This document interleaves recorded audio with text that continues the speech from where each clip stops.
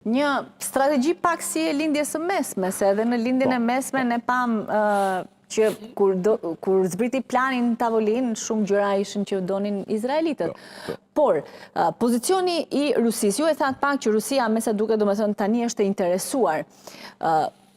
Ajo po humbet fuqinë e saj në lindjen e mesme, ndërkohë që ajo vazhdon të luftojë në Ukrainë, shumë gjëra ose shumë gjithçka ka ndryshuar në konfigurimin e lindjen e mesme, përfshi dhe Sirin, sankcionet e fundit amerikane, duket se Lukoil dhe kompania tjetër po shesin edhe çfarë kanë aksionet të tyre që kanë pasur një influencë të madhe, sidomos në Irak. Pra të gjitha këto po e detyrojnë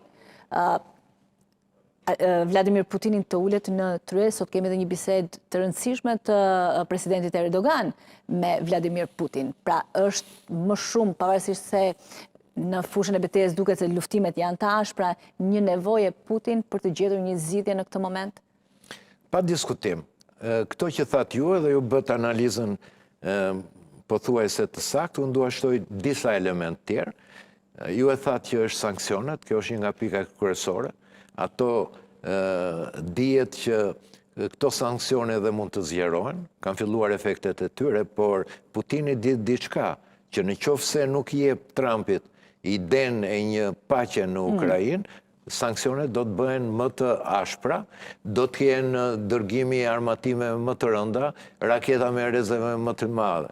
Nga ana tjetër, Putini e kupton që ndihma e premtuar nga Kina nuk është ajo që pritej, e para, e dyta, rivaliteti midis raportit të një Rusie të humbur dhe dobësuar me një Kinë që është në ekspansion dhe rivalizon Shtetet Bashkuara të Amerikës, do të jetë më i egër në të ardhmen dhe duke qenë vende kufitare, dihet që aspiratat e Kinës është për një shtrirje edhe gjeografike në hapësirat e pabanuara të Siberisë. E nxori në fakt të shqetësim FSB-ja ruse, që kanë nisur ata. Plus që Kina ka filluar tani që t'i kërkojë Rusisë edhe pjesëmarrje në të gjitha skenarët e mundshme të Arktikut dhe shfrytëzimit, i cili është në fakt ajo strategjia për një geopolitik të shekullit 21. Domethënë, mënyrat që sjell shfrytëzimi i Arktikut, jo vetëm për rezervat që mund të ketë atje minerare të shpimeve, por edhe rrugët alternative që bën nga rruga e Kinës së Jugut, është me një fitim 3 herë më të madh.